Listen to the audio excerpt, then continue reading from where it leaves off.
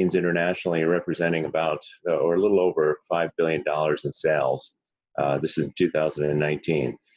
This also represented, in our estimates, about a mid-teens penetration of U.S. TAVR, around 10% penetration of TAVR in international markets, for a total treated patient penetration of just over 20%, including surgical valve procedures. And I point this out just to emphasize how early we are, in fact, in the treatment of symptomatic severe aortic stenosis.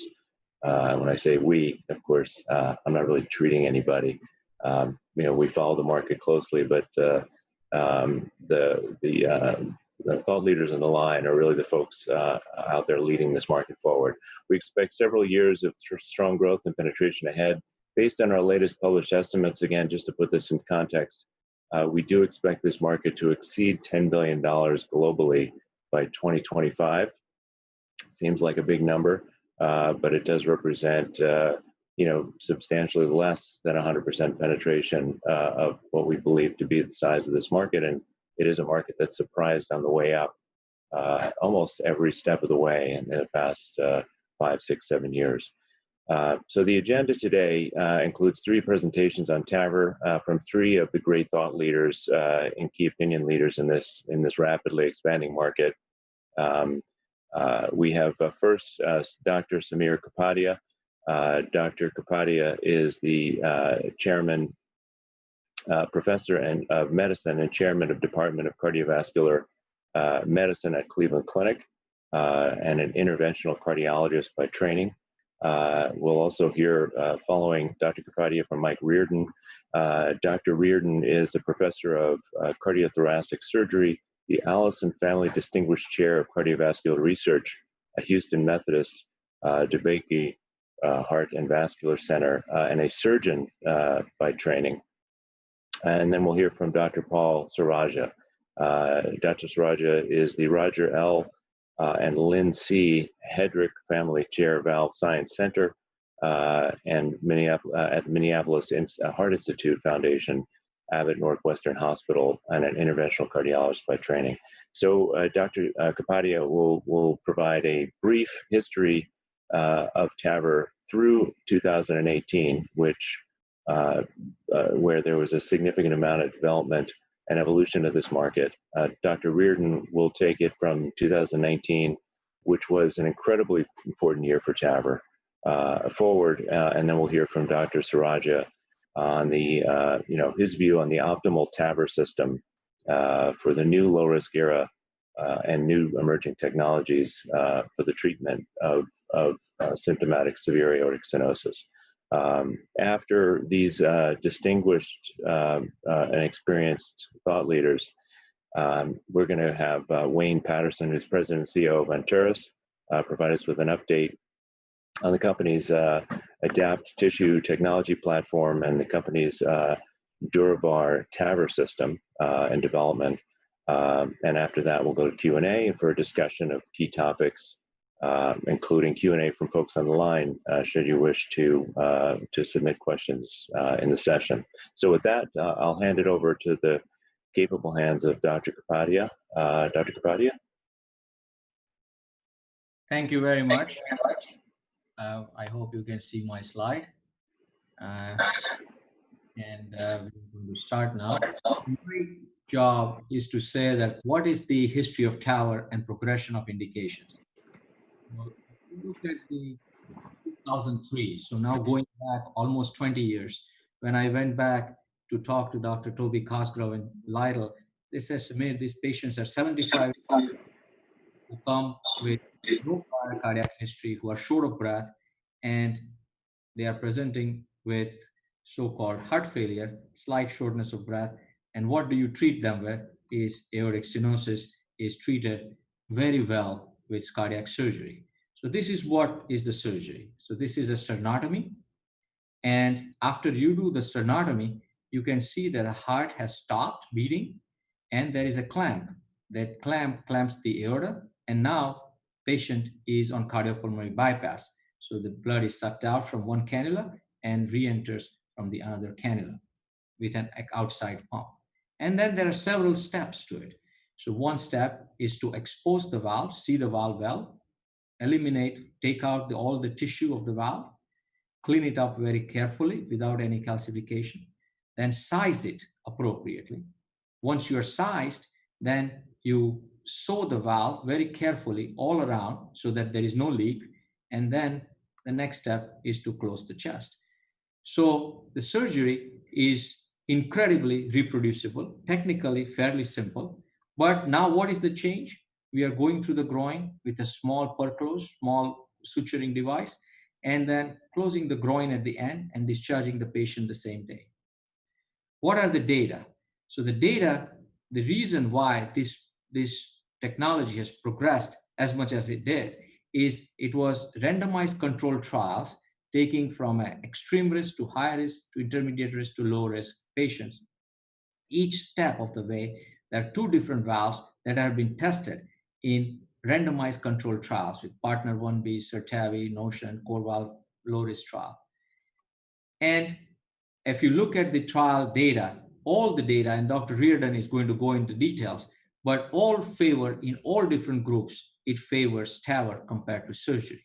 And it's not just mortality, but if you look at all different groups, bleeding, vascular complications, coronary obstruction, everything is favored by transcatheter valve replacement. How is it done? So I just want to show you one simple case to say that this is a room, this is our hybrid room, and there are very few people in the room. So the overall cost of the procedure is coming down because there are not that many people needed. And we go in one groin with access. We typically use a cerebral protection device, which is going in two different branches of the brain. And then we deploy the valve again with rapid pacing so that the valve does not move. Very reproducible, very easily done. And once the valve is deployed, you check that there is no leak around the valve with angiography, echocardiography, and hemodynamic measurements. We check that there is no conduction abnormality by putting the pacemaker in the right atrium and pacing relatively fast to see if the conduction is okay. And if conduction is okay and patient is doing fine, we discharge the patient the same day. This whole procedure takes less than an hour and the patient is discharged the same day. So this is an incredible advancement. And if you look at this, in 2019, we did 720 patients with zero mortality, 0.3% stroke, significant aortic regurgitation of 0.3, and new pacemaker 1.2%. Very, very hard to say that you can do better. However, there are so many different valves that are available. We still do not have a very clear idea that which valves are to be used. And why there are so many valves? Because there are some loose ends. There are some areas that we can improve. And what are the unknowns and what are the hurdles? So the unknowns remain that if you have a bicuspid valve, you have a young patient, you need to access the coronaries later on. If you're going to do new valve in valve, how are you going to manage this? Which is the best device? Do we have the ideal device? And the answer obviously is no. Otherwise, we would not have this many devices available. How about stroke prevention? Can we prevent stroke? Right now the stroke rate is less than 2%, but 2% is too much. If you are going to do 700 cases, you will have 15 patients with stroke. Too much for a year. And if you are going to have pacemaker requirement, again, how many patients will require pacemaker? And most important is how long the valve is going to last. If you are going to do this procedure every 3 years, 5 years, 10 years, 15 years.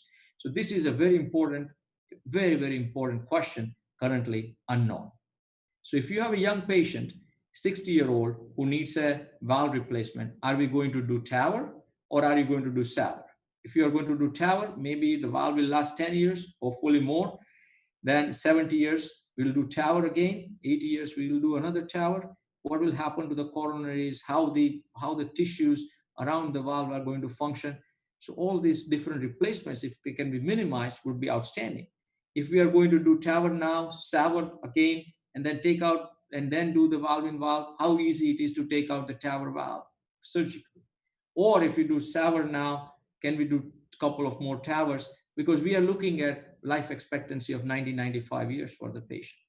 So these are several unknowns, but at the crux of it is the valve design and the durability that is going to be very important for the future of TAVR as we see it.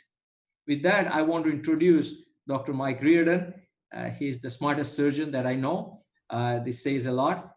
He is the head of the Baky Heart Center and an incredible friend, and also a very important innovator in the TAVR world. And he has contributed to many of the clinical trials that he's going to show you in next few minutes. So Mike, go ahead, please.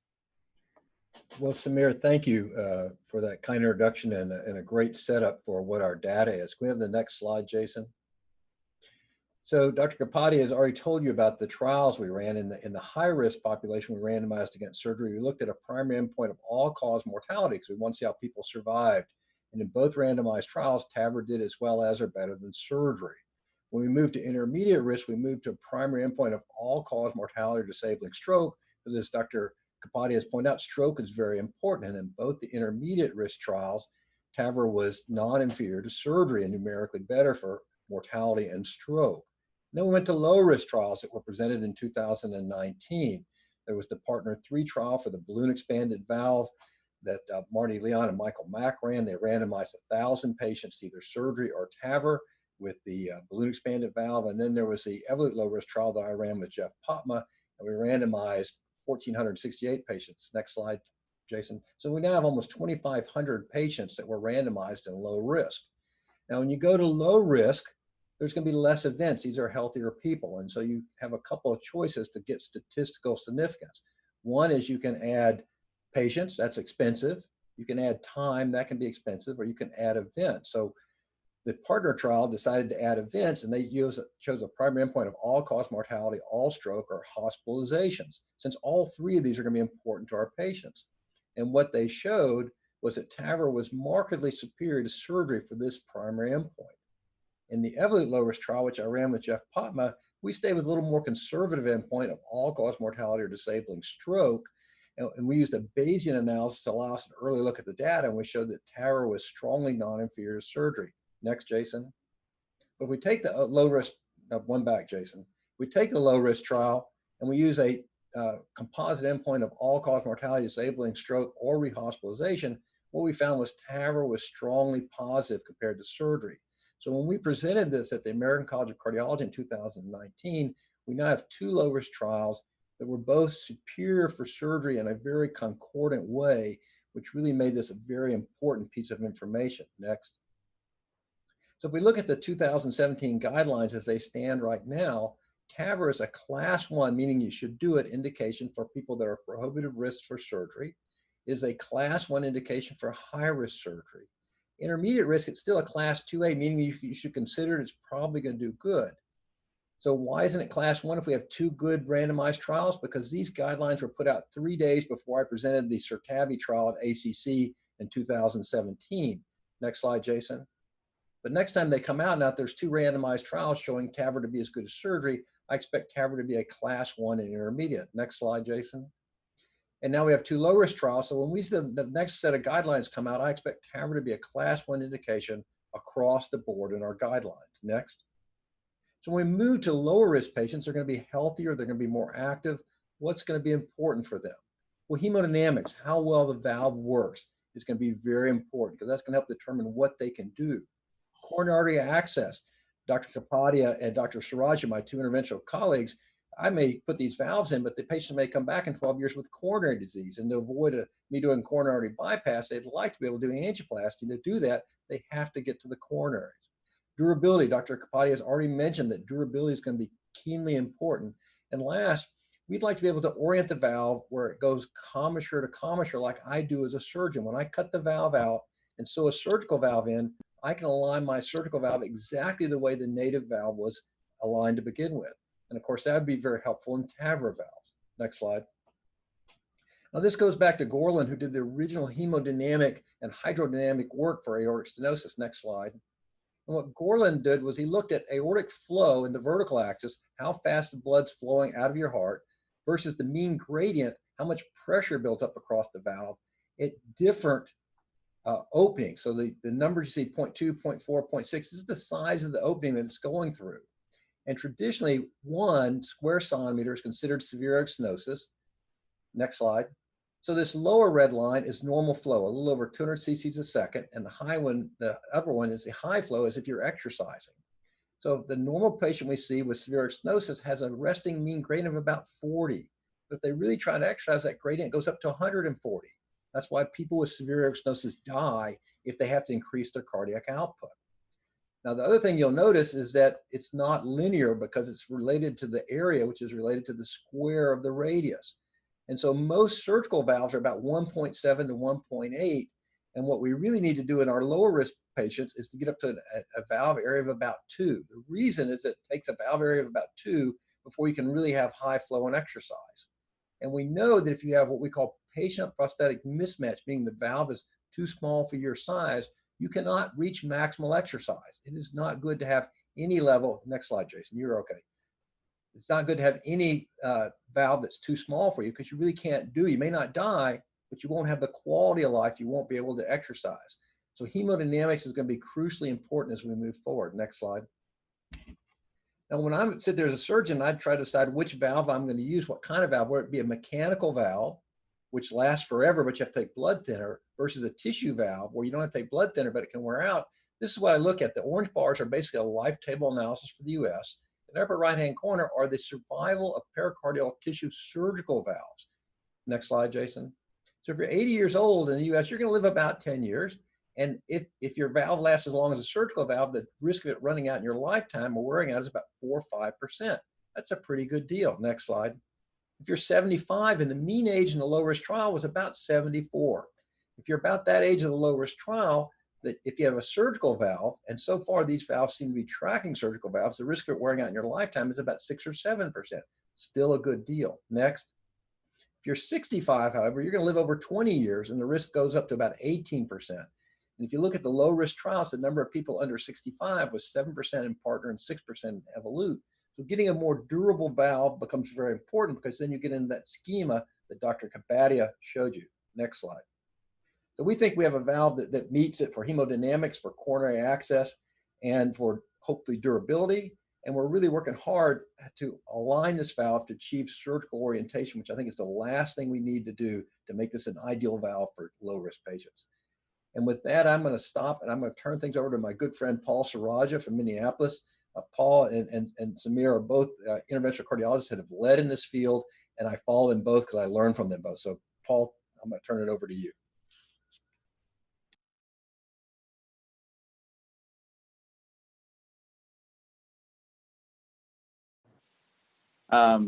Well, thank you very much, Michael, and it's really an honor to be here and be part of this panel. I always learn so much from being part of these presentations and hearing what everybody has to say, especially my two colleagues here. I was asked to speak about attributes for a perfect TAVR prosthesis. It's quite aspirational in the thinking, but I think it's very important that we do aspire. As Dr. Reardon and Dr. Kapadia mentioned, things are still not perfect, and what we're trying to achieve, and in the medical world, we call it practice because we're always trying to get better. So with that, Jason, you mind just going quick forward? So when we think about what could be a perfect valve, I think it's important just to be reminded that all of us, well, most of us, I would say, well, actually we're born with a pretty perfect valve. Most of us have an aortic valve with 3 thin leaflets. That's one structure that's contiguous with the aorta and LVOT. Usually the area opens about 3 to 4 square centimeters. And because it's thin and it opens really well, there really is minimal to no impedance to the LV function as it contracts and sends blood out to the body. And so that's, you know, pretty close to perfect, because that's what we were blessed for. Most of us were blessed to have when we were born. Next slide, please. And then here we also know that for the most part it lasts the lifetime of the patient. Now, when we look at the current prostheses, and these are just a few, as Dr. Kapadia showed, that there are a lot more out there. These are just a few representative examples that are commonly put in. When we look at the current designs, go quick forward, please. They do consist of multiple leaflet segments. The EOAs generally are around 1.5 to 2.5 or so. As Dr. Reardon showed, they're all highly effective and they all have been shown to save lives, and they're all currently used in common practice for those reasons. And so they're really, have advanced the field so much in terms of aortic stenosis therapy. Next slide. But sometimes they don't match the patient's lifetime. And this is just one example, and it actually happens to be that this is a patient I saw just 2 days ago. And I thought, oh, this would be a nice little thing to show. This is a patient who had TAVR just 5 years ago. And this patient's now 84, and the valve is degenerated. She's got critical aortic stenosis with a gradient of almost 60. And so when we think about attributes of a perfect valve, I think you can very well clearly see that putting in a valve is not the problem anymore. Designing a valve to relieve aortic stenosis and save a patient's life is not the problem anymore.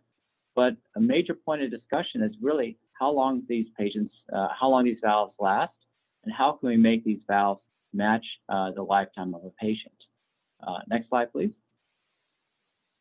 So when I think about what could be aspirational in terms of a perfect TAVR prosthesis, I think of a valve that should be as human-like in design as possible.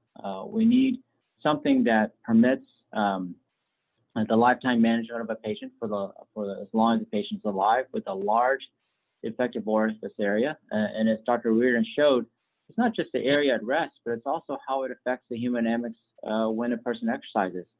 And we also all know about the epidemic of obesity in the population. And the EOAs have to be large and match them too, because there's a concern of patient prosthesis mismatch. A perfect prosthesis, of course, would be free like all of us, got ours for free, but we know that's not a real world, but low cost would help enable wide use. It would need to be easily deliverable with accuracy and precision.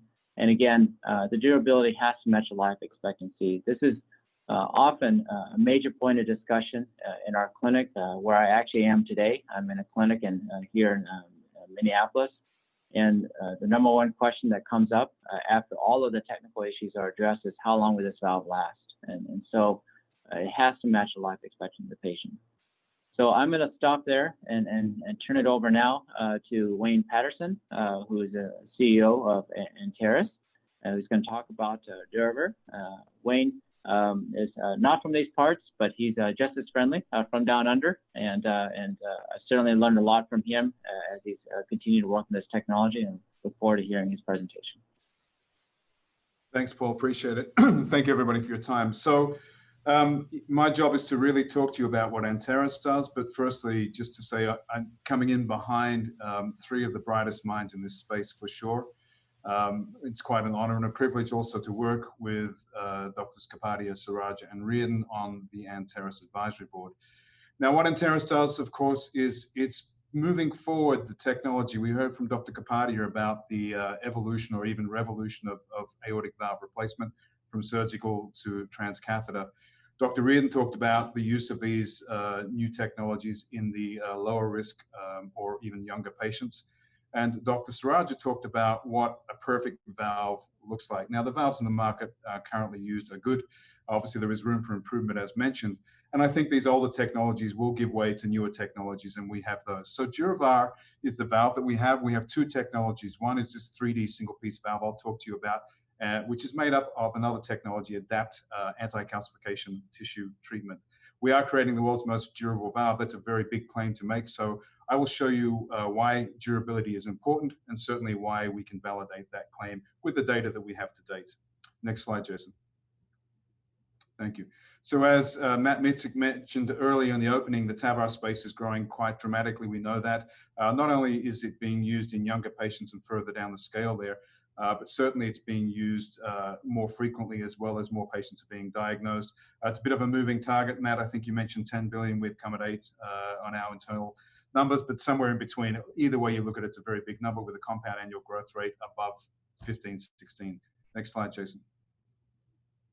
So DuraVar, the first part of our technology I want to talk to you about is our 3D single-piece aortic valve.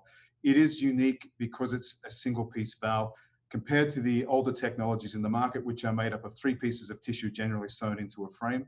The 3D valve that we have is actually more anatomically correct.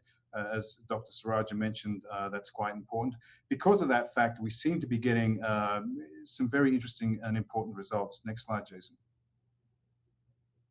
let's talk about what it means to be more durable. I think there's a lot of discussion on the podium, certainly a lot of work ongoing as to what durability means. DuraVar in our hands is certainly a valve that's designed not only to last longer, but certainly to work better as well. And those things are important. There is a distinction there. Durability, we believe, is actually the function of the valve, obviously over time, and maintaining that full function of the valve as it was straight out of the box over the period of, or even the lifetime of the patient. There's not a valve in the market that can lay claim to that at the moment. We certainly have more data to add to ours as well, but we're certainly on the path to proving some of these points. Now, there are two parts to durability in terms of the valve. One is the tissue science or the anti-calcification treatment. We have the best tissue science in the industry, hands down, bar none. And it's well published, it's certainly validated, it's being used in humans, it's not experimental. I'll talk a little bit more about that later. But that's really given us a running start at the valve design itself, which is made up of this adapted tissue.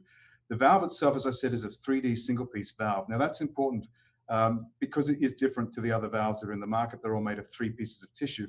What it does give us on bench testing is less mechanical stress. We know that. It mechanically wears out more slowly. It has a greater coaptation area as well. And we've run this on the bench upwards of 12, 13 years now, and basically seeing results over that period of time that emulate the same results from day one. But what about works better? So it's not enough that the valve stays in a patient for 10 years or even 5 years or whatever if that valve function is not as efficient as it was straight out of the box, or even if it's deteriorating. Hemodynamics obviously are important. That's about patient outcomes, patient well-being, exercise tolerance, some of the other things that were mentioned. Now, what we are seeing on the bench and in animals and in humans with our valve is, and probably as a result of this design, is lower mean gradients and larger EOAs and in fact GOAs. So there's a table in the bottom right. You can just have a quick look at that. Shows basically the normal gradients for a patient basically from birth and a DuraVar. You can see our gradients are well within range of normal. Again, on the bench in animals and in humans, this data continues to replicate itself. It's not definitive by any stretch. There's more work to be done, but certainly the data is duplicative each time we do our experiments. And the EOAs are very much within the range of normal as well. We did compare those to two of the most commonly used valves out there, CoreValve and Sapien. This is a like-for-like test of sorts based on pulse duplicated data, which is a very precise instrument where you can control the variables. And we do see, and there's no surprise as this reflects what's seen in clinical practice as well, much lower EOAs, much higher mean gradients, which is still effective, but certainly we're showing much of an improvement over that data. I would say also that EOA is quite a talked about topic amongst the companies. Often in the marketing material positioning, companies do mention EOA as being one of the key markers. Next slide, Jason. So the adapt tissue science is the other part of the equation. What we're actually doing here, and I think probably doing it better than anybody, is bringing together the technology of the tissue science and material science with the valve design. So we're marrying tissue science and valve design. I think this is in fact an improvement over the older technologies that are in the market. But ADAPT is really the first and only anti-calcification treatment to show zero calcification in humans beyond 10 years. We have a lot of published data. Next slide, Jason. And I want to point out that the ADAPT tissue science is not experimental. It's been used in over 20,000 patients now in all sorts of settings, predominantly surgical, in highly calcific environments, congenital patient, pediatric patients, but certainly as well in the valve setting. There are a lot of benefits to this science, and this is what really gave us a running start at our valve program, is that we didn't have to take all those years to develop science. I think the tissue science in the marketplace right now is not at the same standard. We've certainly done head-to-head studies with one of the market-leading tissue science in a controlled and statistically powered study. We performed exceptionally well in that study. We've got another study going on at the moment with one of the other markets products doing the same thing. But we know that this tissue science is hands down as good as it gets. Next slide, Jason. But there's more to it than tissue science, of course. And as I mentioned, it's also about the design and function of that valve. So DuraVar has shown to really have very, very little wear and tear over accelerated age testing up to 12, 13 years even. Now, one of the important things to note here is that there is an ISO standard that is required by the FDA that any marketed valve must pass at least 200 million cycles on these particular machines.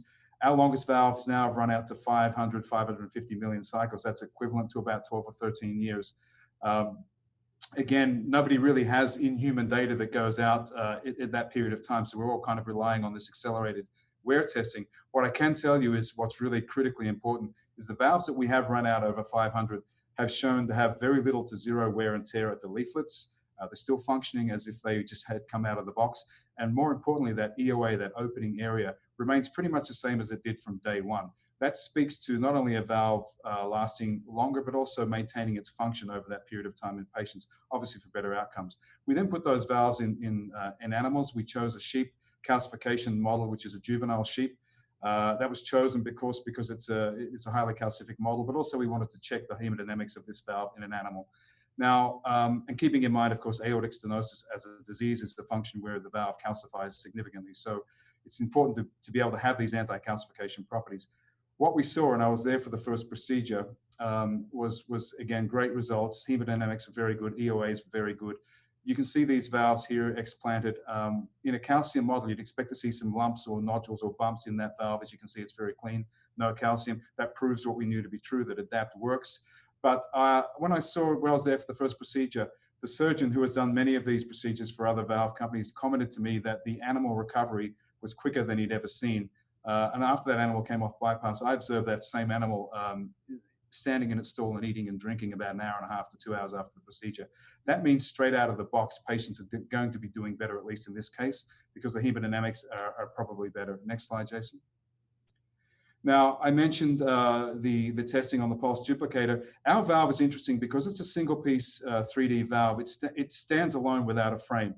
All of these valves, of course, need frames to be deployed, and things like radial force and hoop strength become very important.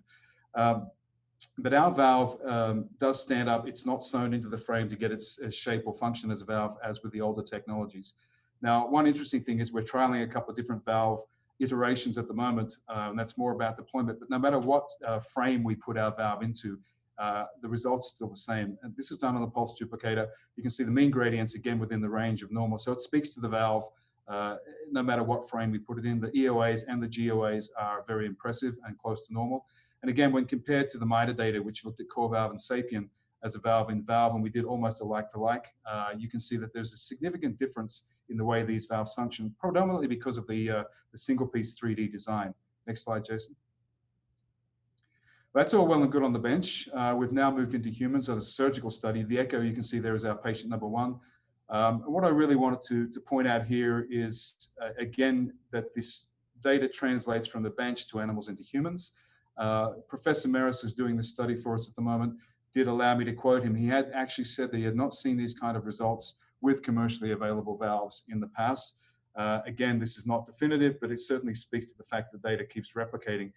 We did ask, just for comparison's sake, to do a retrospective analysis of patients that had come through Professor Meris's institution and had surgical commercial valves over a period of time. There was about 1,400 patients, and all I wanted to do was give context to our gradients and EOAs. As you can see there, and there's no surprises here, this is pretty much in line with what you'd see in clinical practice, of course, and the literature. The mean gradients on the general commercially available surgical valves is about 11, with EOAs of about 1.9. When compared to the DuraValve valve, you get a much closer to normal reading with a mean gradient of 5, and an EOA in and around 2.9. We've had a patient with 3. So again, straight out of the box, your patients are going to be doing better. The recovery time, anecdotally, I've heard from Professor Meris for these patients has been exceptional as well. Better than expected, better than usual. They're not being intubated, and they're getting back to the wards very quickly. So it's not just about how long it lasts, it's about the well-being of the patient and the patient outcome as well. Well, next slide, please, Jason.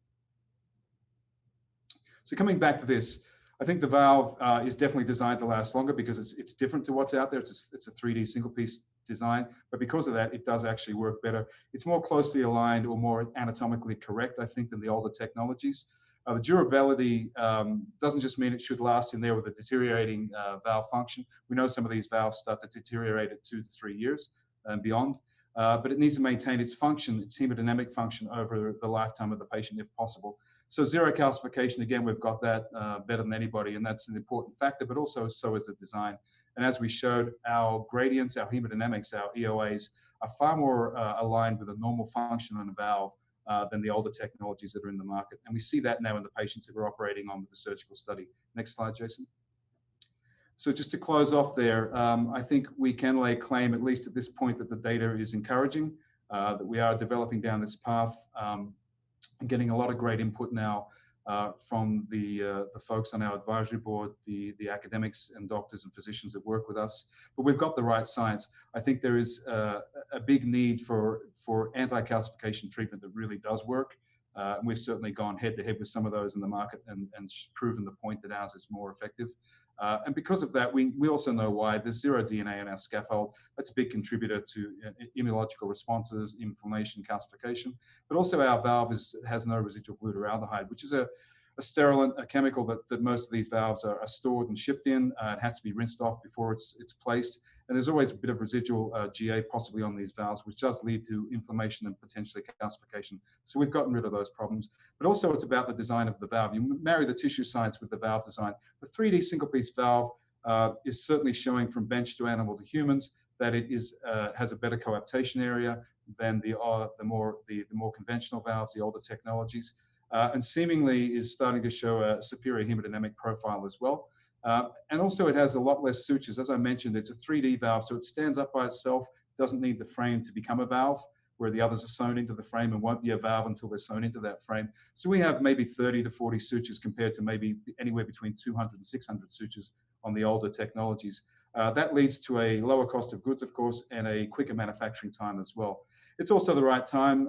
As Dr. Reardon mentioned, those low-risk studies have actually led to a FDA approval of the use of TAVRs in younger patients. That's important. It's certainly created a need for a valve that lasts longer as these patients have moved from mid-80s to mid-70s and even mid-60s and beyond.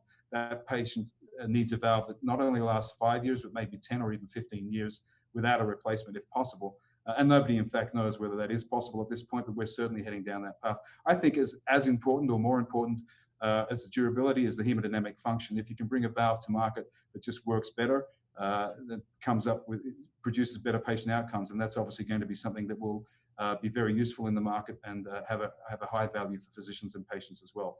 So on that note, I'd like to finish and just hand back to you, Matt. Matt, you're muted.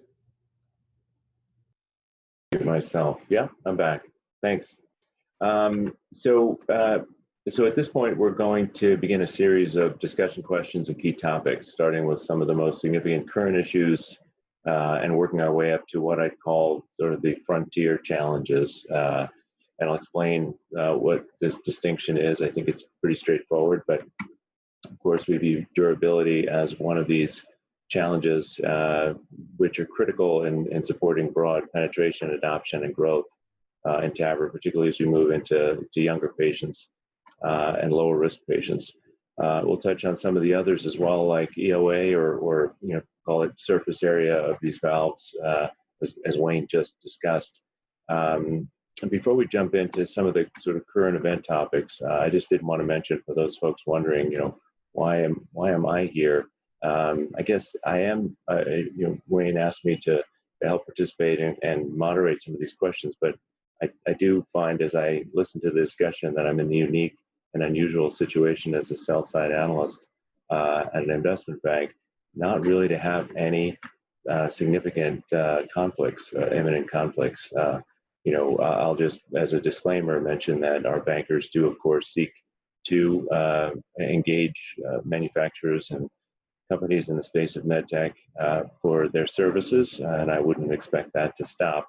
But at the moment, I'm here just in part because my conversations with Wayne in the past 6-12 months and my interest in what seems to be tissue technology that could address, as I mentioned, one of the frontier challenges in this market, which we find to be quite an exciting market. So with that, if I could maybe turn to Dr. Kapadi, Dr. Reardon, Dr. Saraja, maybe in order, just it's a topic that can't be avoided, so I'll apologize in advance. But here in the U.S., we obviously saw a dramatic acceleration volumes last year after the low-risk data was presented in March, as Dr. Reardon sketched out. But what I'd ask each one of you just to brief thumbnail update as to what's the current environment at your centers, how are you prioritizing patients, maybe as a benchmark, what are the current volumes like compared to pre-COVID, and importantly, what the volumes in clinic, seeing new patients sort of moving through the pipeline of getting worked up and scheduled for treatment over the next month or two.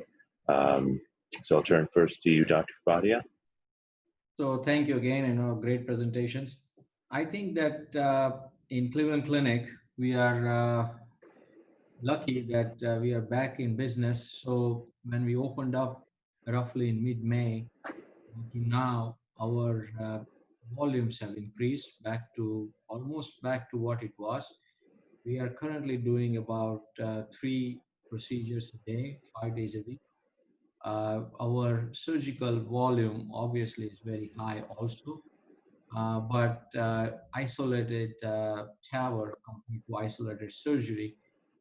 Last year we did more isolated TAVR procedures compared to more isolated aortic valve replacements.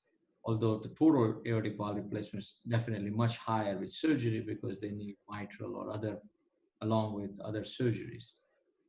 The main question is that what is the discussion? How do we select the patient? So currently, the most important question that people are asking is lifetime management of aortic stenosis. So how long the valve will last, and what would be the strategy to have a second valve or the third valve if the patients need.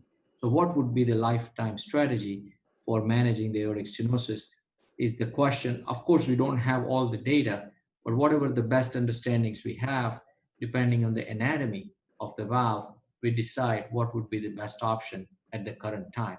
This has been our strategy, and it is evolving because the devices are changing, the procedures are getting easier and better, and our understanding is subsequently increasing. That's helpful. And maybe just before we move to Dr. Reardon, how has that changed pre and post, the low risk data, just to kind of give some perspective those conversations with patients? So definitely with the low risk trials, we are doing more low risk patients than ever before.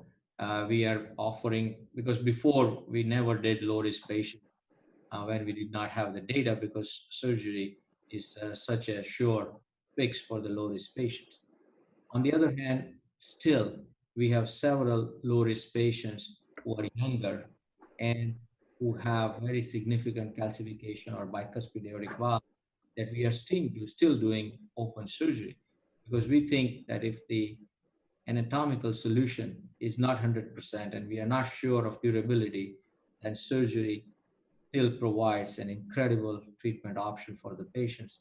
So we continue to offer surgery to this type of patients who are not ideal for current devices with TAVR.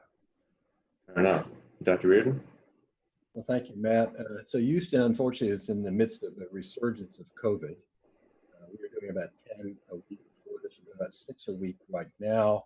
I now have 3.5 times more people in my hospital than I had at my original peak. We still are doing TAVRs because they come in, as Samir pointed out, they're out of the hospital within about 24 hours. So they're not taking up ICU space, which is really critical right now. When I look at this, I say if you're 75 or above and you're anatomically appropriate for a TAVR, you ought to have a TAVR. Between 65 and 75, we start to talk about that for all the reasons that Samir has said.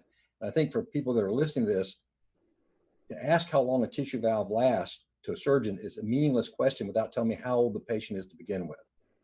How long your valve lasts depends on how old you are when I put it in. The older you are, the longer your valve lasts, but the less long you last. And so, nobody really knows why the older you are, the longer the valve lasts, but it just does. And so, I think that at 75 and above, we have pretty good durability data already. 65 to 75, we need to start talking about it. My problem is now that low risk is approved, everybody that comes through my door has been told by the referring doctor that you can get a TAVR, even my 55-year-olds. And many people are still appropriate to surgery. Right.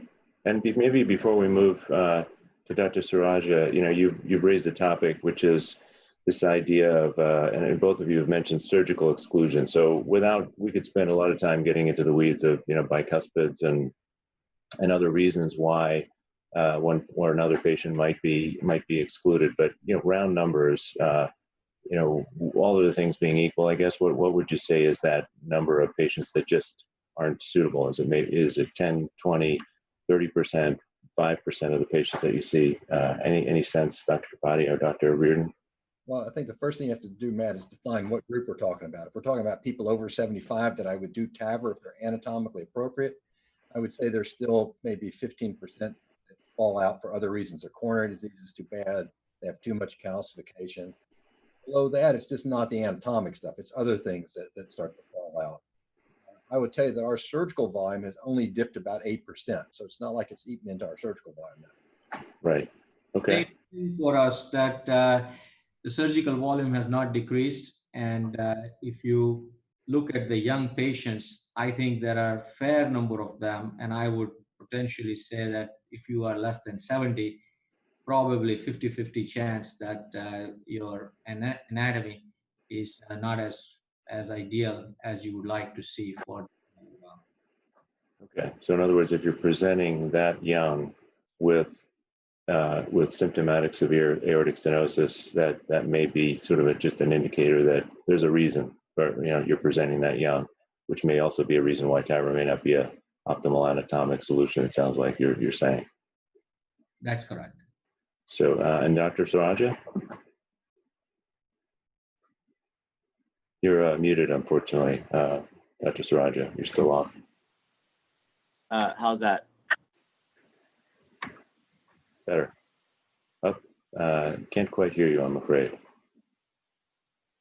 How about now? Is that better? Yes, much better. Okay. So I completely agree with all those comments. I think it's very important to keep in mind that when you're describing low risk, you're describing low surgical risk, which means a patient can have surgery, and surgery is not an exclusion or not a possibility by any means. It's actually a low risk option. And so when we have patients in our clinics come, we remind them that even though it's a TAVR world, if you need surgery, you can still have surgery, and that's perfectly safe to do so. That being said, I think with the low risk data, most patients, as Dr. Reardon mentioned, are asking, why not TAVR first? If I can have a TAVR, can I just have a TAVR? And so we do explore that option, and we have those discussions. And it's very important for us to think about the pros and cons. And there are a number of anatomical reasons why a TAVR would not be a good idea. And there are also the issues of durability. And the fact of the matter is, in our practice, we have put TAVRs in patients who are young with really long discussions about those issues. And they've accepted the limitations of what we know. But in the end, we have to think about what's best for the patient. And if a patient can have something that's known to be durable and last 15 to 20 years, that's what we will do, or we'll at least encourage it as much as we can. Fair enough. Yeah, and I think we could also spend an awful lot of time talking about all the different reasons why a patient might have a preset bias either to getting TAVR and avoiding surgery altogether, or feeling like maybe they should get in quotes their surgery now, and so they can have TAVR later. But maybe sidestep that in the interest of progressing through some of these other questions and topics. The one that we sort of stepped over a little bit was just, Dr. Kapadia, you mentioned you're treating more low-risk patients. Can you give us a sense, just as a benchmark, what your mix right now of call it low, intermediate, and high-risk patients are, and high meaning extreme and inoperable and all those categories? So we are still last year, before just after the approval, we were still 50, 40, and 10, in the sense that 50% extreme risk, 40% intermediate risk, and 10%. Wow. And we are in a very similar ballpark. So I would say that we have a huge opportunity to increase the overall TAVR, meaning that we are barely going into this population. And the low-risk population, as you would imagine, is the largest population of aortic stenosis patients. So the opportunity is tremendous.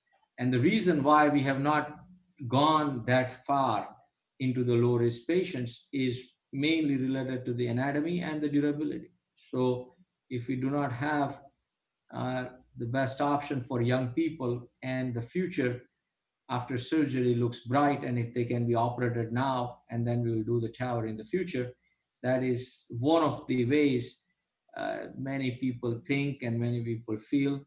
So these are the realities currently. And Dr. Reardon or Dr. Saraja, maybe, yeah, however you like to go. Sorry, Michael, go ahead. No, Paul, you first. No, I was just going to say that's absolutely right. I think that the issue really comes down to, for a lot of these patients, it's a one and done type thing, you know, and we're in the baby boomer area. The baby boomers are busybodies. They don't want to have to keep coming back.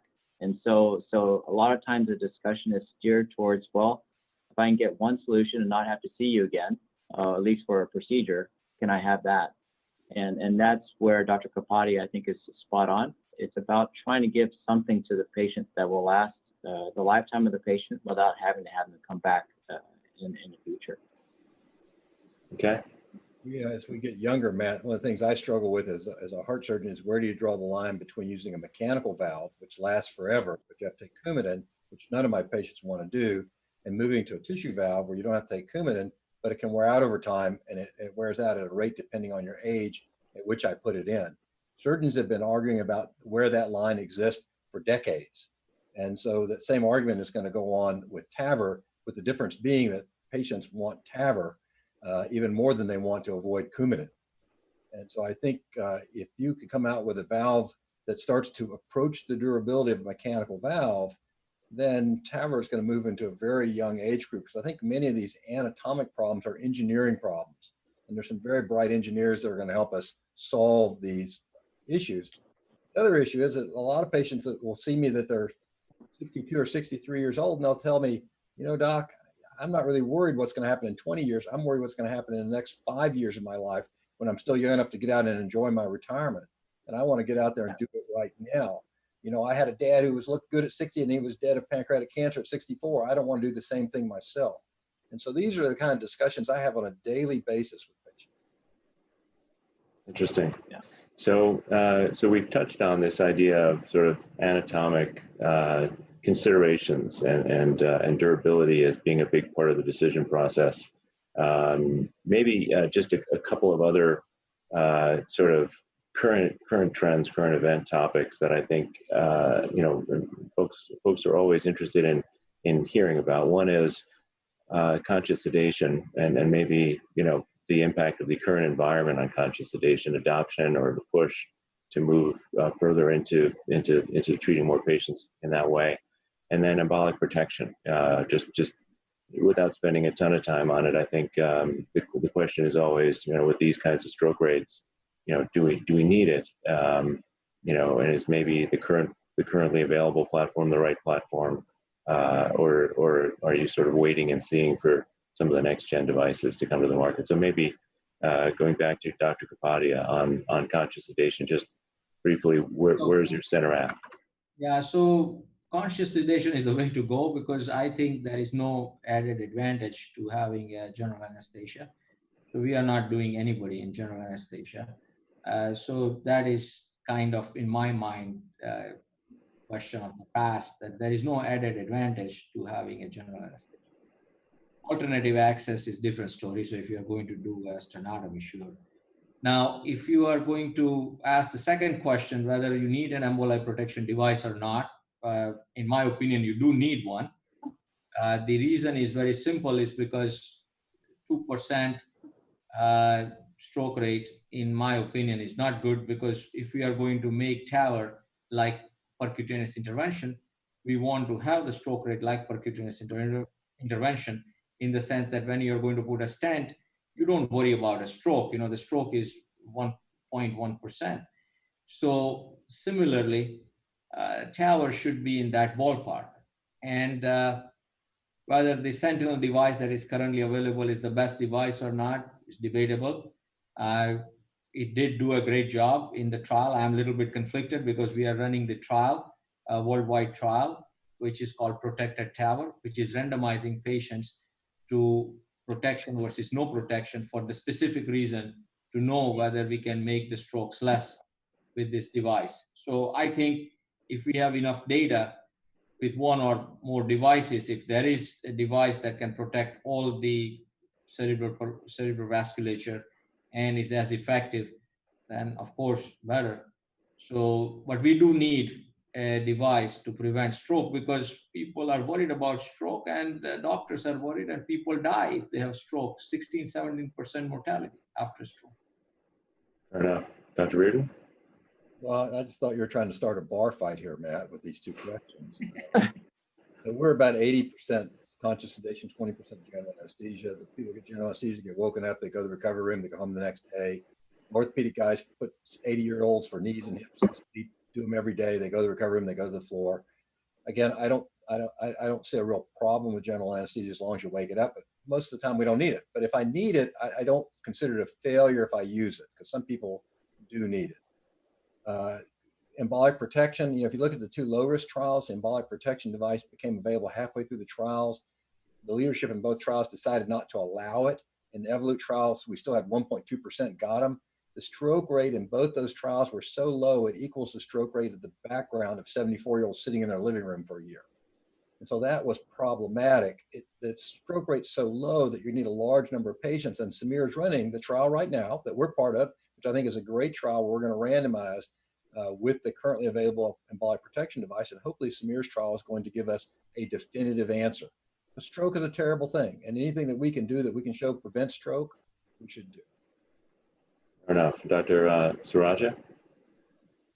Yeah, so we went to conscious sedation in 2016, and we actually did an analysis that in the first 50 patients that we went to conscious sedation with, the hospital saved $1 million. And that's because of less resources.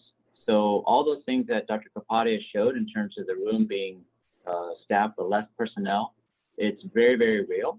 And so conscious sedation is here to stay. And I think any hospital that's not doing conscious sedation needs to really take a hard look at it, because the cost savings is enormous. And you can imagine if Dr. Kapadia is doing 700 plus TAVRs a year, and I say that we save 1 million with 50 patients, you can do the math there, and it's in the millions.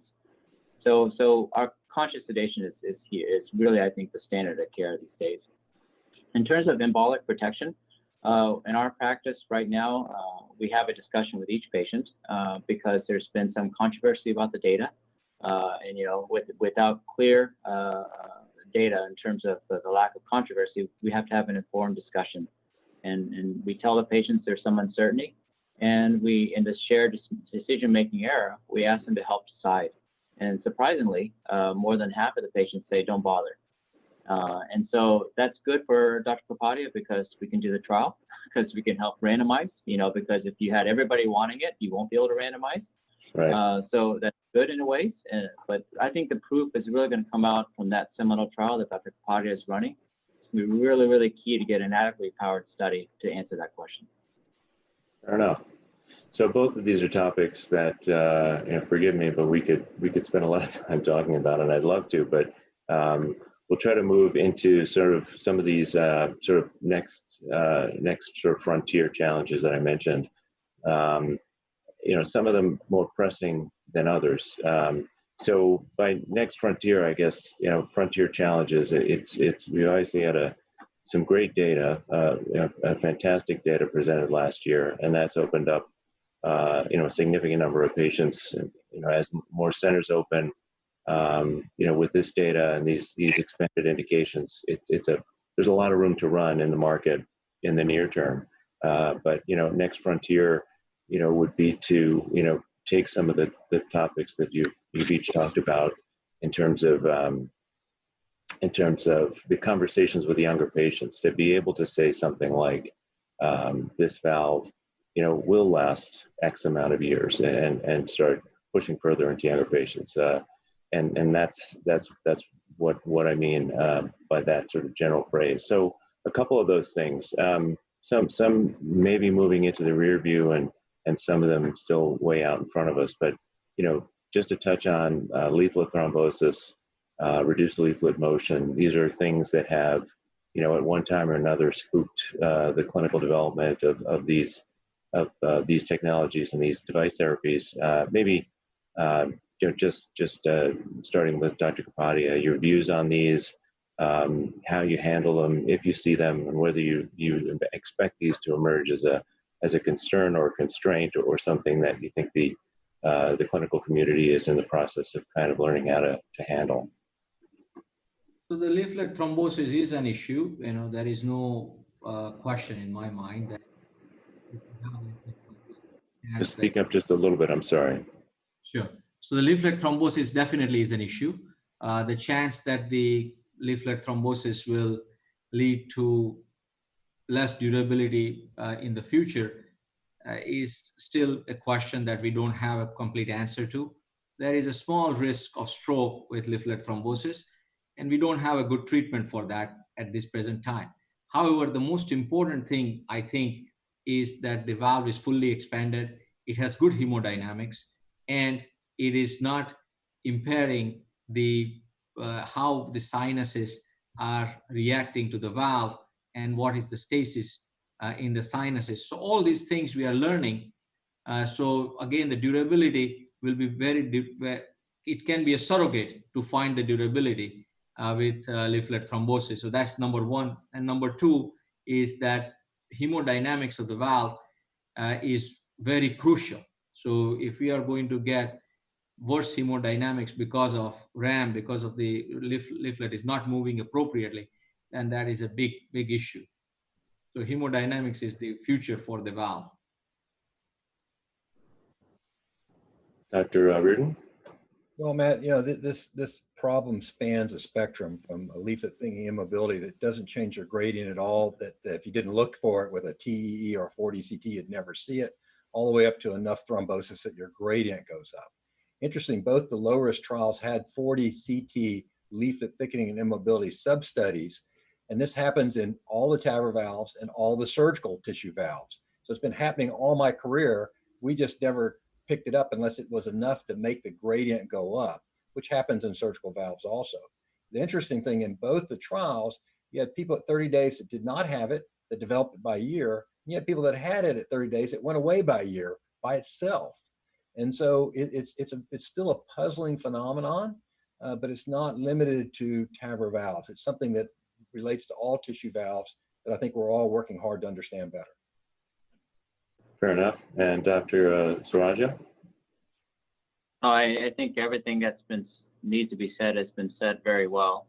Dr. Weir and I wrote that paper together in the leaflet thrombosis in the Evolut trial. It's just unknown. We don't know about the long-term effects. We know that it's common among both TAVRs and SAVRs. The incidence is somewhere between 9 and 10%. In our practice, we actually screen every patient with a 30-day CT just to see. But to be honest, we wrangle over what to do when we find it. And so the long-term studies will have to help pan out how to manage these patients.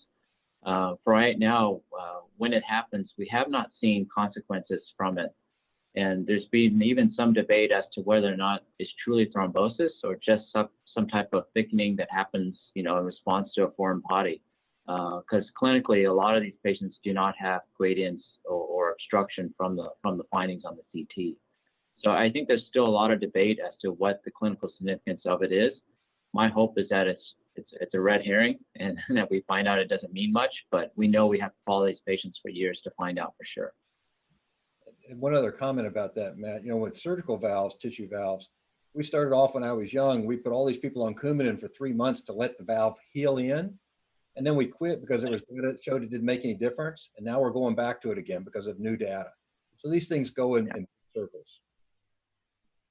Yeah, I was going to ask about sort of change in protocol potentially, but again, it's sort of, developing topic, it seems. We'll stay tuned to see where you all land in the clinical community.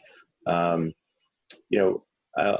skip over bicuspids because again, that's something that we could spend a while talking about and hypothesize over some of the current platforms and their ability to treat patients better of different types of bicuspids. But maybe let's shift to durability.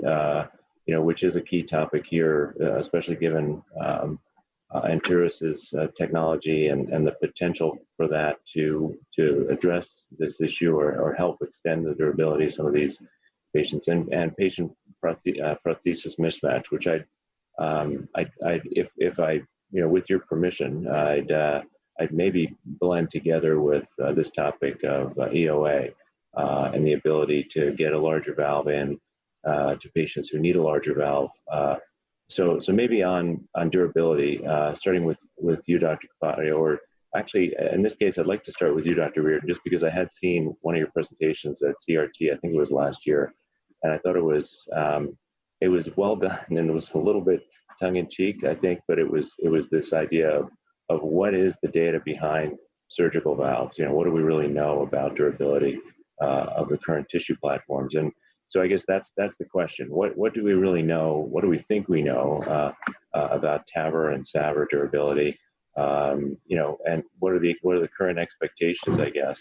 And then, as you mentioned earlier, how do age and EOA and other anatomical characteristics or comorbidities impact the durability of the valve in a given patient? Well, I'm gonna have to call my wife and tell her I'm gonna be late for dinner now that if I've got this is a long topic for things. First of all, we as surgeons have done a very poor job of following valve durability. And in fact, we often wrote our papers basically looking at how many people came back and got their valve replaced a second time and said, those are the number of valves that fail. The problem is if we put these valves in when you're 70 and they fail when you're in your mid 80s, many of these people never came back.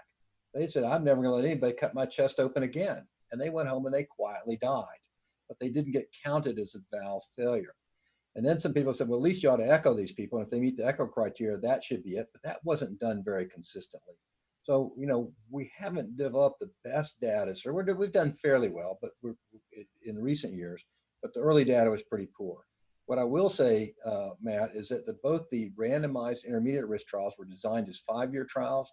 They've been extended to 10-year trials, and both the low risk trials were designed as 10-year trials to follow these people out. And my push to Medtronic, which is the one that I'm involved with, is we should follow these people till they're all gone, and really get some good data and some people that are truly randomized. So I think we're really starting to actually get better data on both surgery and on TAVR as we move forward. Fair enough. And Dr. Kapadia? Oh, I agree. And I think that we had written a paper recently to summarize all the surgical data in JAMA Cardiology, where the most important part was that there are 11 different definitions that different valves have used in surgical follow-up, and many of them were accepted by FDA. So there are 11 different ways people said that the valve is working or not, and what is a structural valve deterioration. So as everybody points out, that we need to follow all patients. We need to understand that how many people die before the valve dies and how many people die after the valve is not functioning well. Statistically, it is not that easy to do, because if you are in a car accident and you die, when the valve is functioning well or not, and how do you put that in the statistics? So durability is going to be challenging, but it will require long-term data and some surrogate, if we are lucky, and if we can say that the valve, this kind of motion of the leaflet is associated with the valve not functioning well in 10 years, but we can tell that 3 years out that the valve leaflet is thickened. So that would be the holy grail. So if we can figure that out, then we can do the trials shorter term to say that what will be the durability of the valve. Right now, we come up with a valve durability data for 5 years, and in 5 years, that valve is no longer available for use. So we start all over again, because now we have a new valve that we are going to follow for 5, 7, 10 years. So this is a chase that is hard to overcome. So a valve like tissue that has some data outside of the valve available could be a great help. And this is the excitement for the DuraValve, in that sense that we have some data of the tissue at least available for long term. Fair enough. Dr. Saraja? Well, I think that was very well said. I mean, I think, looking at TAVR, in the tissue science, we're hoping that can be readily translated into the TAVR world. And I think that that's our hope and expectation. But I also think what Dr. Reardon was saying earlier, I think he was also hinting at it, is that the only real way we know about durability is through long-term rigorous studies. When you look at the other durability data that are out there, they tend to be site-reported. They tend to be limited by lack of echo follow-up. And just to give you an example, I've worked with the TVT registry on follow-up studies, and we know from the TVT registry, which is mandated in order for somebody to get paid, you have to be in the study, or you have to enter data in the TVT registry. Despite being a mandatory registry, only half of the people have follow-up at a year with data entered, half. And so we don't know what happens to the other half. We have to go to other sources. And so unless it's performed in a rigorous clinical study with mandatory echo follow-up, the durability data is going to be difficult to wrap our heads around and really be a reliable source. And so the best I think we can do is try to design something that works from the outset with tissue science that I think is reliable, and hope that those two things can eventually put together a durable solution. So to me, the durability question is difficult. And as Mike said, we can be here till evening talking about it if we wanted to be. That's helpful. Just Dr. Surajo, just to maybe benchmark the current conversations that are happening with patients. I think there was a time when surgeons, with all due respect, Dr. Reardon, would say something like, I put in a surgical valve and it lasts for 20 years. This is going to last you 20 years. There's a number a lot of surgeons would throw around. Maybe a lot of surgeons is exaggerating, but we would hear that word, and certainly a good, solid, confident 15. And so I guess what's the conversation like now, Dr. Surajo, in your center? Like when patients are weighing the back and forth, this one we don't know, this one how long? So it's difficult because we do know those data that you're describing, Matt, in terms of 15 to 20 year data coming out from various registries of certain valves that are even implanted in people in their 50s or early 60s.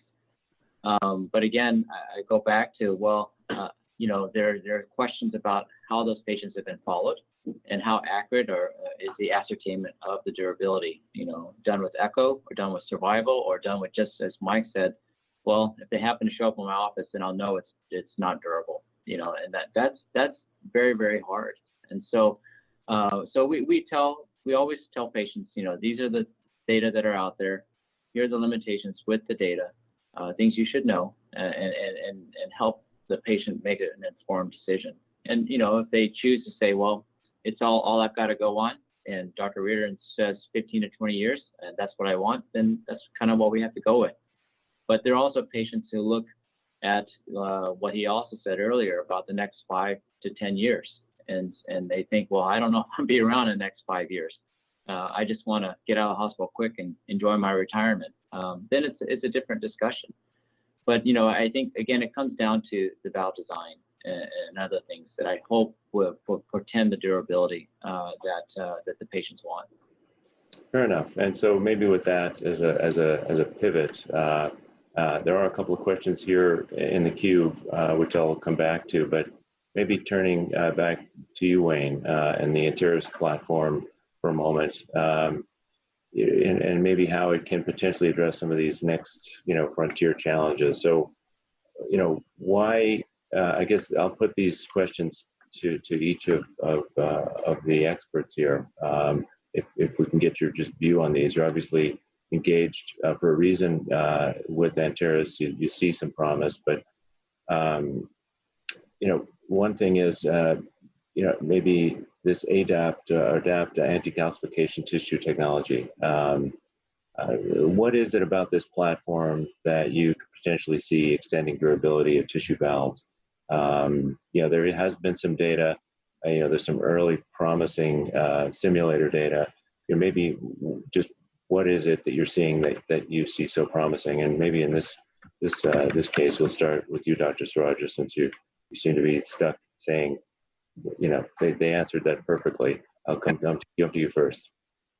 Well, I think, first of all, I think what's interesting is that it has been used in humans. It's not necessarily novel material, you know. So, for example, we know of other technologies that are testing new materials in patients, and there are some unknowns there. Whereas the adaptive material has been in patients for many years now. And so we know the biocompatibility is already established.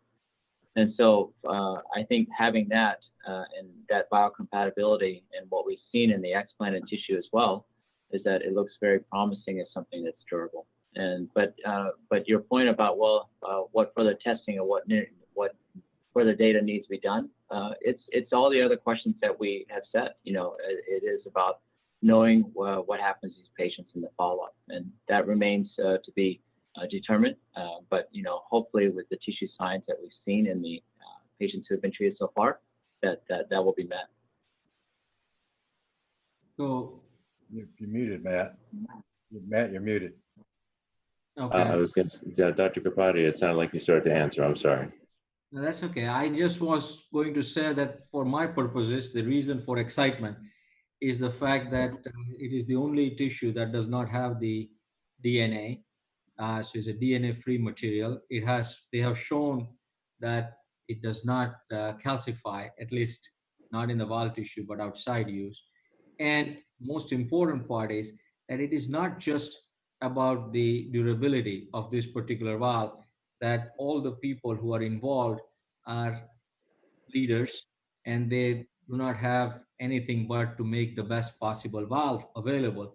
So the idea is to not only just focus on durability, which is already attained by the tissue, but also make a valve that is hemodynamically best functioning, best delivered, very precise, and will have coronary access. So it is a complete package. That is what is the most exciting part, at least to me, and to be involved with such wonderful people. This is the reason for my personal involvement. Okay. Dr. Reardon? So from the surgeon, I'm going to give you an answer from the surgeon's perspective and from the perspective of somebody who is responsible for the bottom line of the TAVR program every year at the hospital. So we know as surgeons, we've been studying this as surgeons for decades because it's very important to us. And one, there's biologic reasons valves fail, and that's where the tissue becomes important. And then there's stress reasons why the valves fail. We learned early on when we made surgical tissue valves, the more suture lines you had, the more holes you had, the more areas there were that could fail. And so you can make it with a single piece and less suture lines and less sutures, it's much more likely this valve is going to last a long time. We've known that for decades. And the other problem that I have is that I need to go to my hospital at the end of every year and show them that I've made money on the TAVR program. Surgical aortic valve has a huge contribution margin. My hospital loves them. TAVR's had less of a contribution margin, but we can save money because we spend money in the procedure room, and these are quick, and the ICU, and none of these people go to the ICU. But I need a valve that costs less. The two first valves that came out, the company spent about $1 billion bringing them to market. And so we're going to have to somehow bring it down. And the valves that are going to, I think, going to be able to come down are those that have the lowest cost to manufacture. And those are going to be valves that have fewer moving pieces and fewer sutures in them. And I think that, you know, that may not be an issue right now. It will be an issue in 4 or 5 years when we're still trying to make these programs competitive. The number of surgical valves hasn't gone down. Our whole system is going to absorb a bigger cost. And so we're going to have to find ways to bring these costs down. And I think having a simpler design not only is good for things like EOA, but it's going to be good for cost of manufacture. And I think that's going to be important down the line to me. I think what you're saying is very, very accurate. And I think one thing that we have found that's really interesting in our early experience is that it only takes a couple hours for these valves to be sewn. And that's just getting started. Whereas we know some of the other TAVR technologies can take over 24 hours to put together. And if you just think about the personnel required between the two, it's extraordinary in terms of the savings. And it's not shortcutting the design, right? It's not saying, oh, do it in 2 hours because we're doing a workaround to getting a TAVR valve. It's actually getting the design that we want in terms of the single piece construction.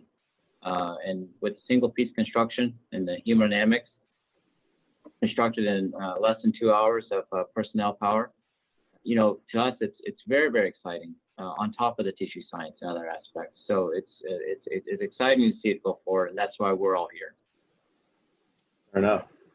You know, on that line, and I'll come back around to maybe the first question I was going to ask in this group, but of this group of questions around this technology. But sort of, what is the next? You know, what's the next thing in the pipeline of development, clinical pipeline, that you feel is important to see, and when will we see it?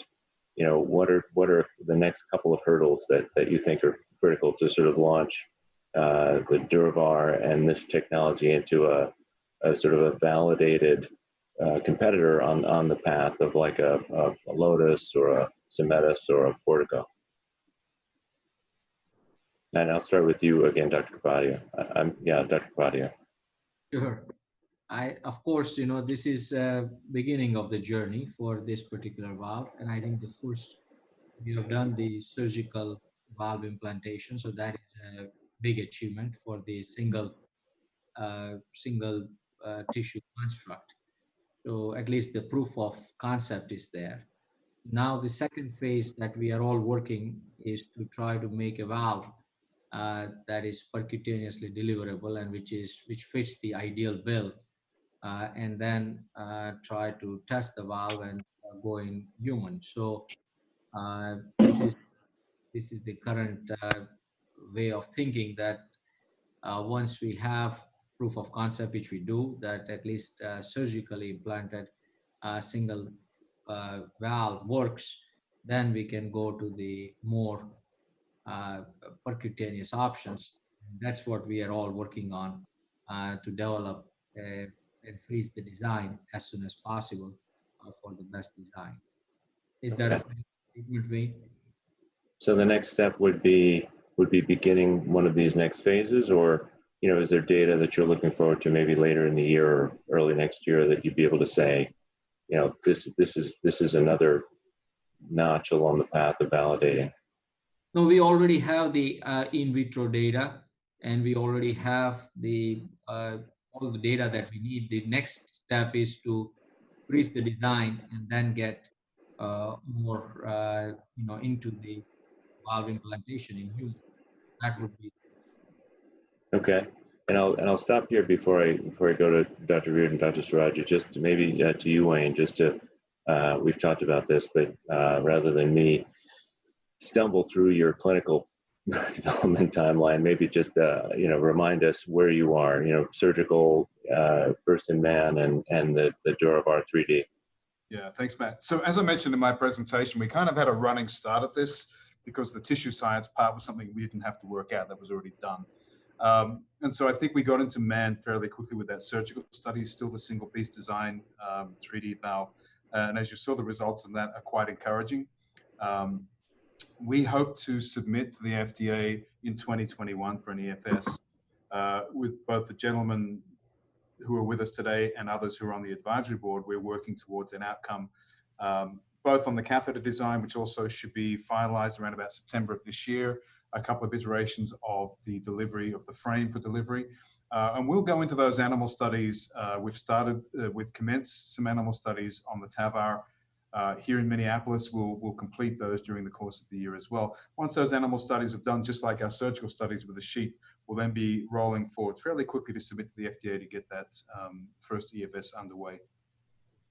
Great, that's helpful. And Dr. Reardon, I guess the next steps, if any different from what Dr. Kapadia mentioned, you know, what do you need to see next? Obviously, the tissue history of in man, in human, you know, evidence of this tissue technology is significant. But what's next that you'll be looking at as a key milestone?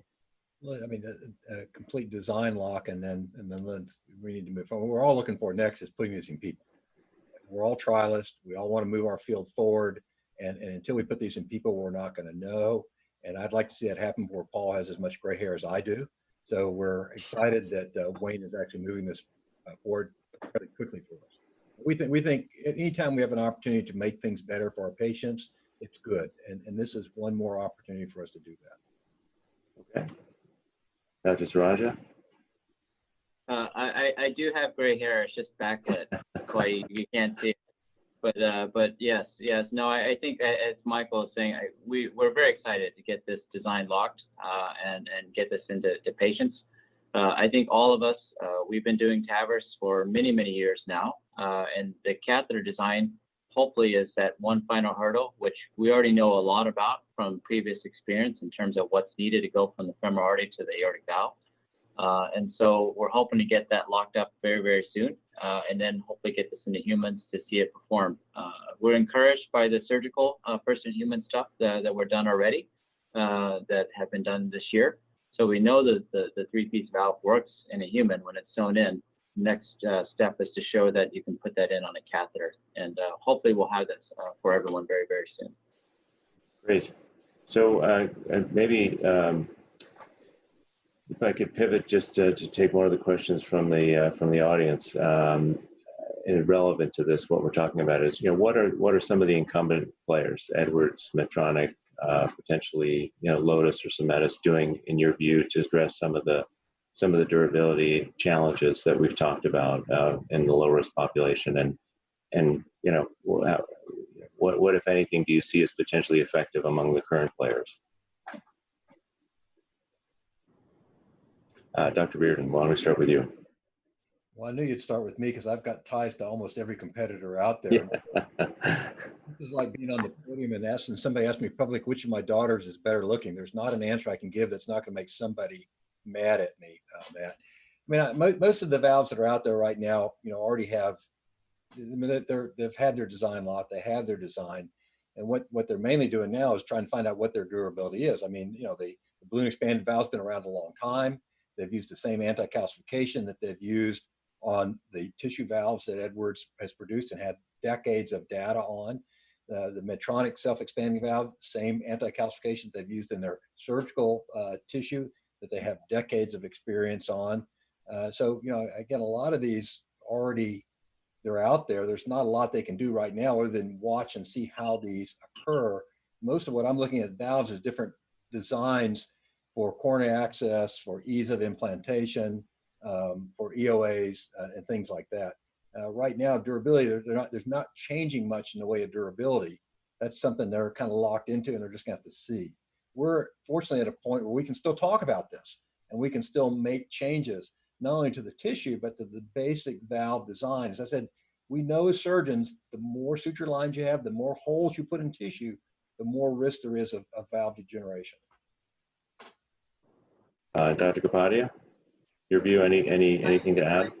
Yeah, the only important thing to add is that the durability may be related to the expansion and maybe the orientation of the valve. So if the coronary, as Dr. Reardon had previously pointed out, how we implant the valve, and if they are aligned to the commissures, there may be some effect of durability, and how high we can put supraannular design versus intraannular design, and how the valve are fully expanded. This will all determine the durability. So beyond the tissue, there are other things that people are working on to make the durability better. And we are cognizant of that. And Dr. Saraja, anything to add? Very difficult to add on top of that. I just reiterate that I do think a lot of this is about design. The DuraVer is the only one with a single piece 3D construction, and I think that's very important. And hopefully, with the reduction of leaflet stress that happens with that valve married to the tissue science, that will lead to positive outcomes for our patients. And so I think the design is very, very key there. On the other currently commercial available valves, we haven't seen a lot of design changes. We've seen changes in frames, different delivery mechanisms, but it's still 3 leaflets sewn together. And so it's about designing something that's really different, that hopefully, as I mentioned in our presentation, gets us closer to being human-like, or at least close to what you're born with. Yeah, and I'd say maybe just in defense of the other manufacturers who aren't on the call, is that they are kind of on what we call sort of the steep part of the S curve at the moment, and so yeah, they're they're doing everything I think they can to keep up with the demand and the rapid, adoption and penetration as new centers open, with these new indications, keep up with the general market, and not really, from what I can tell, haven't talked a ton about how they're changing their designs or when in the near term. Well, Yeah, and like I said, we're not here to be negative about anybody else. The TAVRs that are out there and that in our practice, in our hands right now, work extremely well. They save lives. There's no question about that. This is about just trying to expand the market, expand into areas that currently patients have limited options because of these discussions that we've touched on in the past hour or so. Fair enough. Sound like you had a comment, Dr. Reardon, or No, I was just going to say that the manufacturers out there have done us a great favor bringing all these valves forward. Every single one of them are working on next generation designs. We're not here to talk about that. They're not here to talk about that. But everybody's working to move the field forward. I do think that there is some uniqueness to this particular design. And we also have to remember, as this goes out, Matt, eventually we're going to have to take this to parts of the world where there's less money. And when we do that, we're going to have a valve that costs less to manufacture. And it has to be simplistic to implant. People are going to want this in economies that aren't quite as strong as ours. And they're going to need to be able to have it. no? So I've got one more question if we have time. And I'll look to our sort of technical team, but actually a couple of questions in from we'll try to hit these quickly. So, it's going to be difficult to get through all of three of you to weigh in on this, but how do doctors envision DurAVR being incorporated into the current or future platforms? What kind of clinical technical work would be required? We talked a little bit about that for use in everyday use availability. Maybe what are the clinical hurdles? So obviously got to get through, I would imagine, high, intermediate, and into low, but when approximately would Dr. Reardon expect the TAVR guidelines to be updated? So two-part question, and what impact, if any, could that have on TAVR use? Well, my recommendation, Mr. Mora, was that the TAVR guidelines be updated yesterday, but Yeah. I don't get to the truth is the field's already moved to accepting that for the two valves that have been approved, so it's not that important to get it done. Okay. And then the first part, how do you envision this being? I mean, is this something that would become obviously there's all kinds of questions. What's the clinical path development pathway? When would a product like DurAVR have an on-label, low-risk indication that would dictate how it would be used? But I guess to the extent that any of you can envision how this would fit into your armamentarium of valves. That's, I think, the nature of the first part of the question.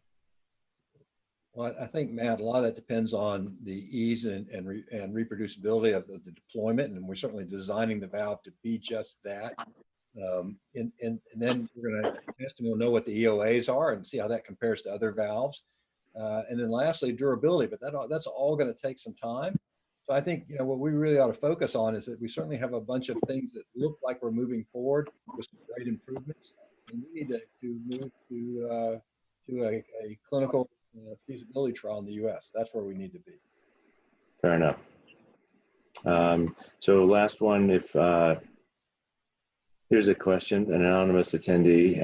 If DurAVR were available today, how would it be used? That's an interesting hypothetical for anyone, maybe Dr. Kapadia.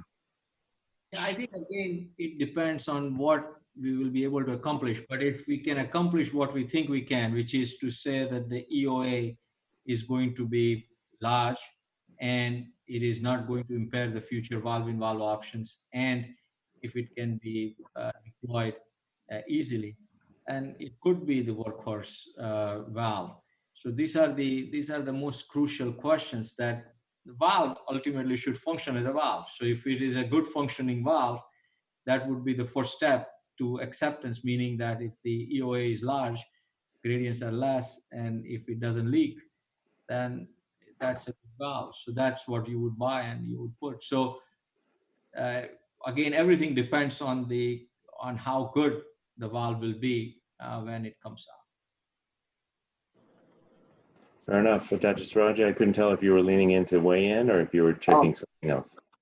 No, I'm sorry. I'm being pulled into clinic here. No, Yep. I think that it's been very well said. The technology that we choose is based on the attributes that we desire. And if things are the same, then obviously it becomes more of a commodity. But if the attributes are better, then it's a little bit different in terms of the discussion. And so for us, we have a valve. We have valves that can put in patients. We have valves that save lives. We do have that already.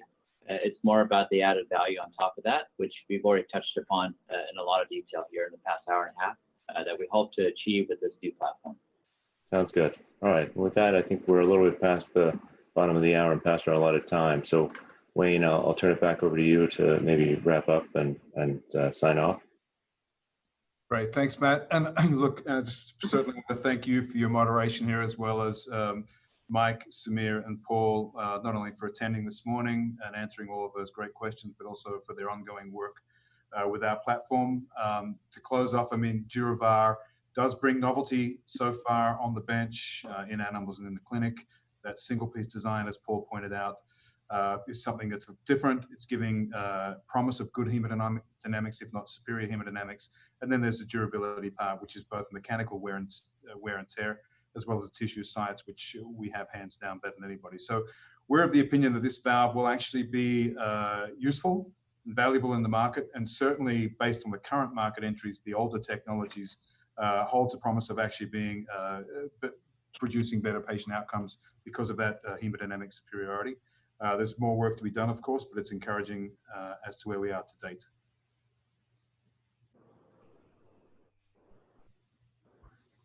I think it's a good place to stop. But thanks so much, everybody, and it's been a real pleasure speaking with you. Thank you for your time. Thanks, everyone. It's been great. Thank you. Bye-bye. Bye.